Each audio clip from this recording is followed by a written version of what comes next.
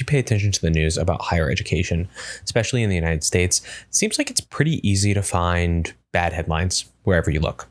There's either schools closing or departments being shut down, faculty being laid off, rising tuition costs and debt levels, or in one recent article, using AI to replace instructors in the classroom. Based on some other discussions we've had here on this channel, you might know that I am a bit of a pessimist about the current state of higher education in the United States. And I wanted to go a little bit deeper today and talk about what I think are some of the root causes of the decline, and actually talk about like the real structural reasons that have caused the decline of higher education. So I've sketched out some ideas here in my notebook. We're going to go through them. I have 6 points that I want to make, and I hope you'll stick around. So my first point is that the decline in academic standards or the quality of the United States education is not because of bad professors.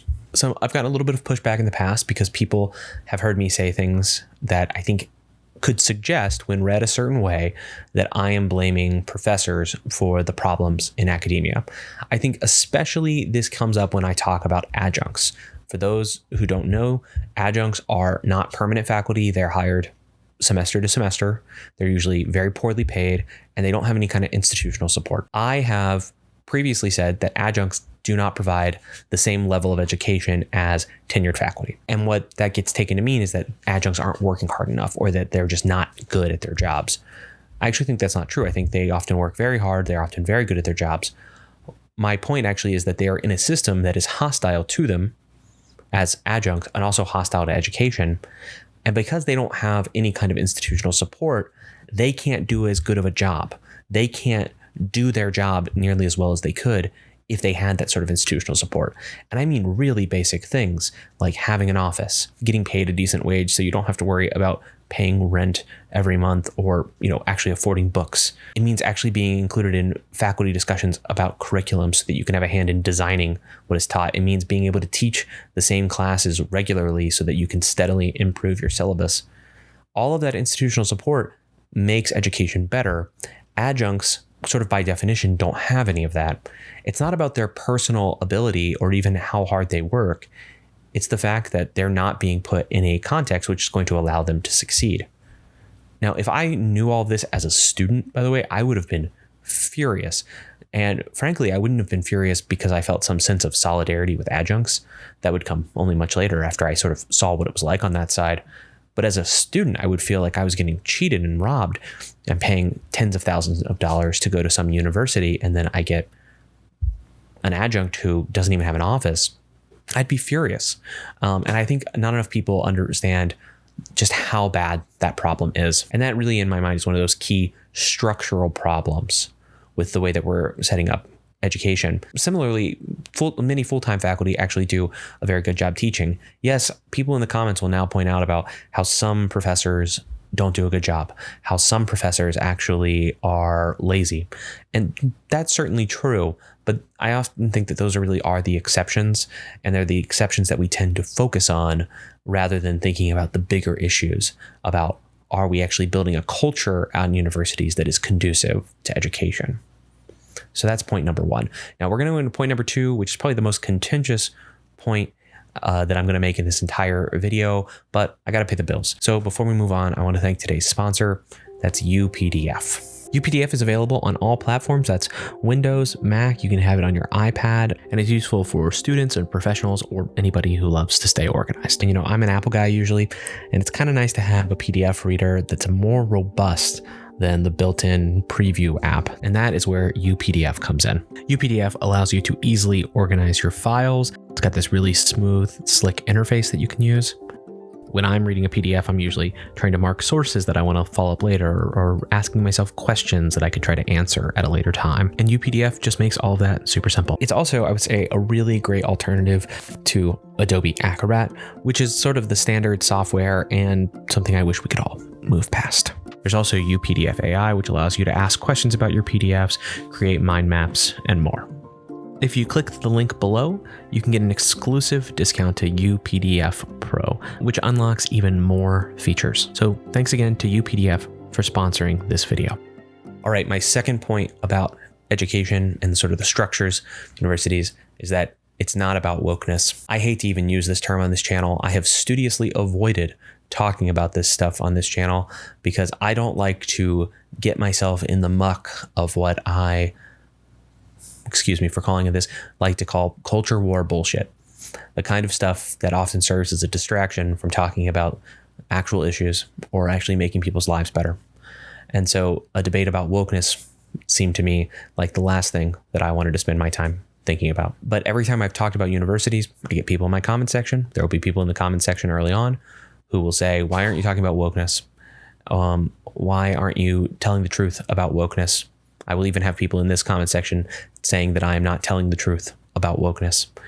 I don't even really actually know what people mean when they say this term. I think it's horribly imprecise, and it's so imprecise that it shouldn't be used in serious discussions that are trying to be explanatory. I think that what they mean is a kind of identity politics. But when I think of the top 5 or 10 problems that I see at universities, and when I think about, especially when we're delivering high quality education, identity politics of any sort is not making it into the top 20, even not 25. Other people, when they talk about wokeness, they basically mean anything that's sort of Marxist influenced. Often I find this a little surprising because I went through many years at a college and then university, and I managed to be assigned Marx one time by one professor. And I saw other people who would kind of be like, yeah, Marxism, that was a thing. And I was in the humanities. I was a literature student and a philosophy student. And if you look at those two things, it's where you would expect to see it. Maybe you would see it a little bit more in sociology or history. I was in the right sort of environment where I should have been exposed to Marxism if it was all over the place, right? And I wasn't. I think people radically overstate this. They then like to do complicated genealogies to find the Marxist influences. But when you do those kind of genealogies, we can trace almost any idea back to anybody. I really don't think that these are helpful. And I think that's all I'm going to say about the matter, because I think by focusing on the real issues, which we're about to get to, we're all just going to be a lot better off. And if you come to the comment section in this video, by the way, and want to start an argument about wokeness, I'm just not going to reply. The number one top problem that has actually caused the decline of American universities is we have shifted to a student as customer model. I was reading an article recently about universities and colleges that have been closing. The first anecdote that the article starts with was a kid who knew that his college was in decline because a shuttle that would take students from campus to public transit, was no longer running. And the college just didn't say anything. And I thought that was really interesting because it was like the first sign that the university was in decline was that some of its non-educational services were no longer offered. Now, I think offering decent transportation for students is something a university should do, but it just kind of struck me as prioritizing how we serve students rather than thinking about that primary task of how to educate them. When we switched to the student as customer model, what we started to do is rely on increasing tuition fees and then convincing students that it was worth spending all of that money. And we would convince them in a couple of ways. One is we would talk about amenities that were offered at the school, a beautiful gym and better dining halls and nicer looking dorms and things like this. And the other thing that we started to do, though, was to say that you should think of your tuition as a kind of investment in your future, because by getting a college degree, you will make more money. Now, the causal link here is really kind of interesting, right? For some degrees, like becoming an engineer, there's a clear path. You can't be an engineer. Like you can't get licensed to be a civil engineer without having a degree. So you get the degree and you learn enough, and then you can become a civil engineer, and then you make more money than if you hadn't, right? That one makes total sense. But we tell this to people who study philosophy. We tell this to people who study communications and political science. Explaining exactly how a degree in philosophy translates to higher wages is, I think, kind of a lost cause. I mean, it's actually true that when you look at mid-career earnings, philosophy majors do okay. They do better than average, despite the many memes that you will see about philosophy students being baristas or whatever. And some of the most successful people I know personally are philosophers by training, but that's probably because I just know a lot of philosophers. But it's actually really hard to make the case that the specific things we learn in philosophy classes, like learning about Kant or Hegel or whatever, is going to translate to skills that will earn you more money on the job market. I just don't think it works like that. Often what's happening, though, is that just having a bachelor's degree opens up opportunities for you. You will just get more jobs, or you'll be able to apply to more jobs that pay better because they ask that you have a college degree. And that's because employers are using it as a filter.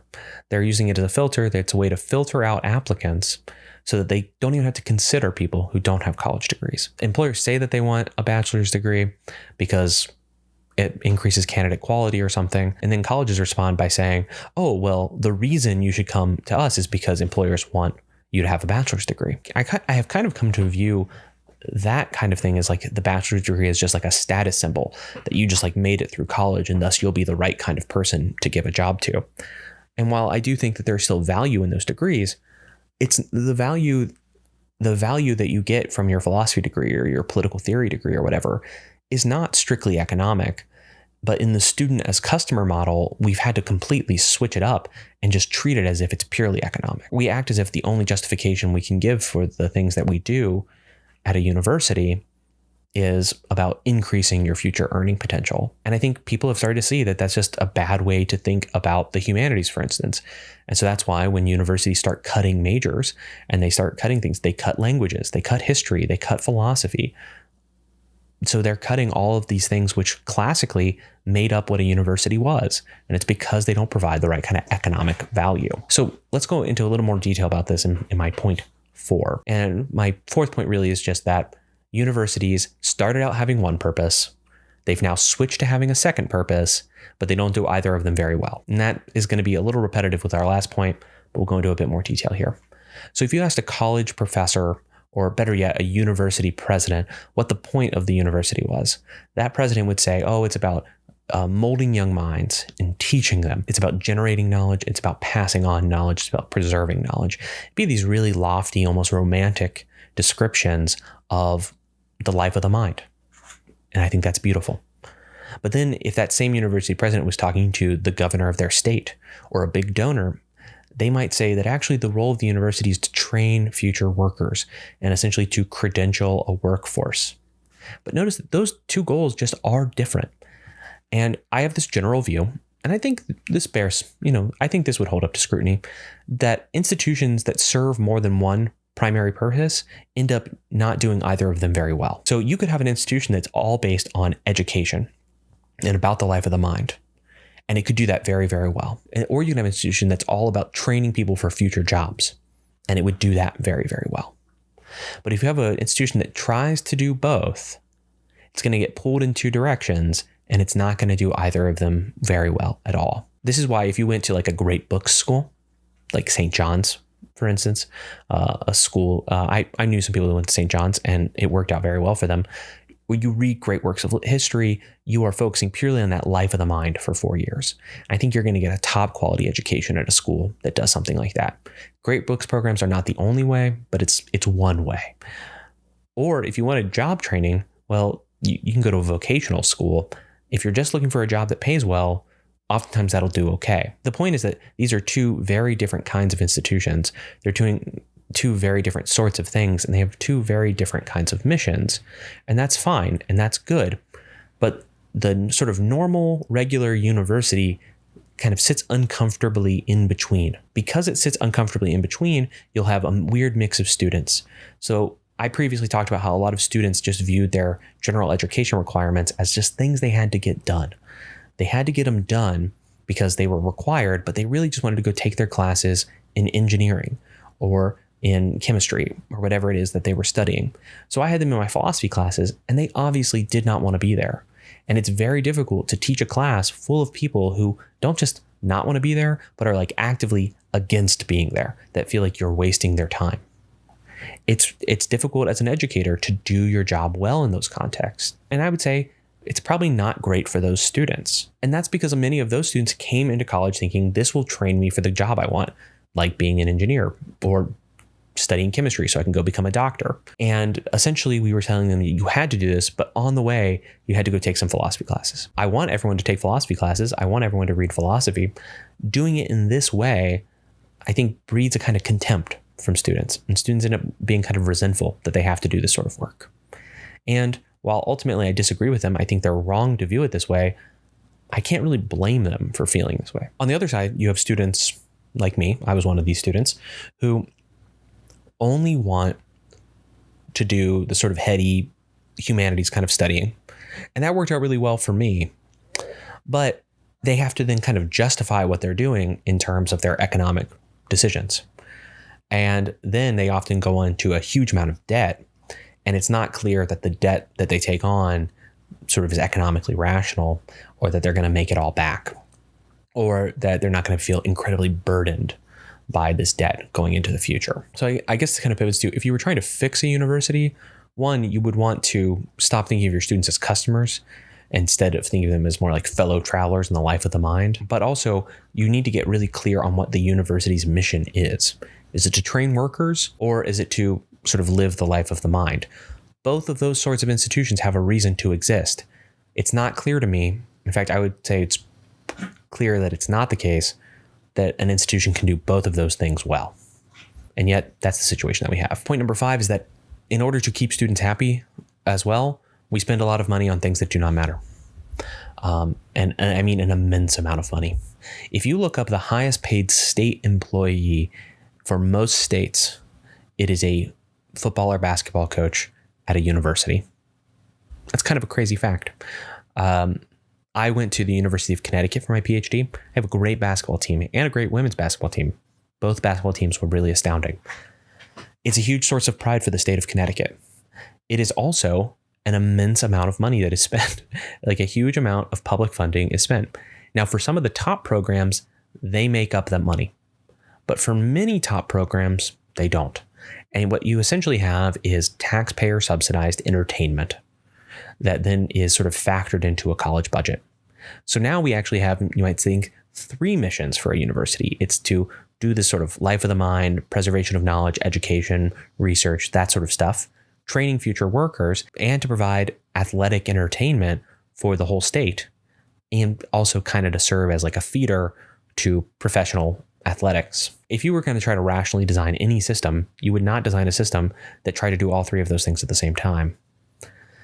Athletics are just one example. I've mentioned before also the huge amount of administrators that are at most universities. These administrators are, I think, a lot of dead weight.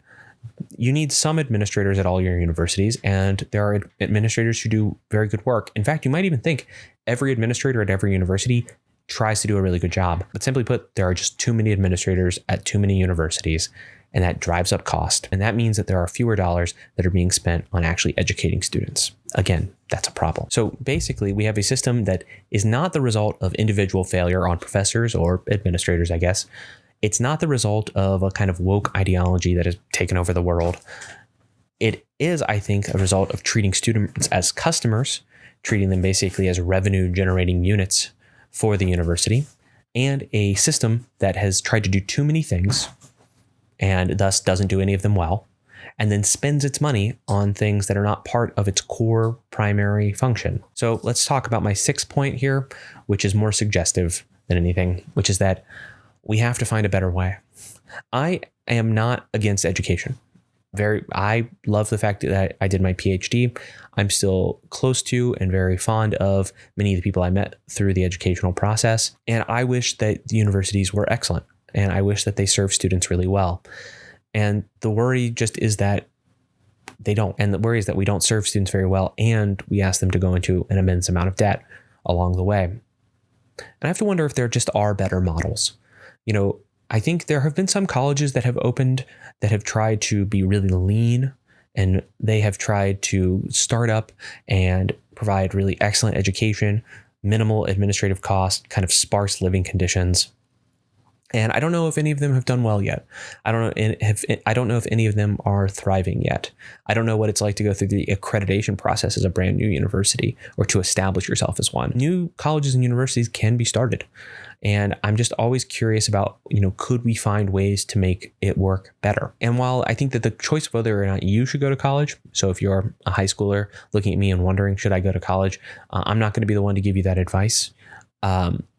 But I do wish that we presented more options to students, whether that's going to trades, if there are people who earnestly want that, or finding other ways to pursue the life of the mind that doesn't require taking on, say, $50,000 in debt. When institutions start to crumble, or when institutions start to underserve those who they kind of exist to serve, the response shouldn't be to just accept it and sort of say, oh, well, nevertheless, and walk away.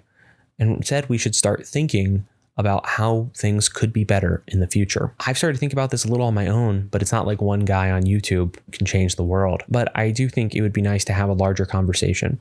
How do you provide high quality, especially in my context, humanities education to people who want it, who earnestly desire it, without making it, one, ridiculously unaffordable, and two, kind of mixed up with a giant bureaucratic mess that we find at the modern university. And that is the problem that I wish we could solve. All right, I hope you got something out of this, and I'll see you soon.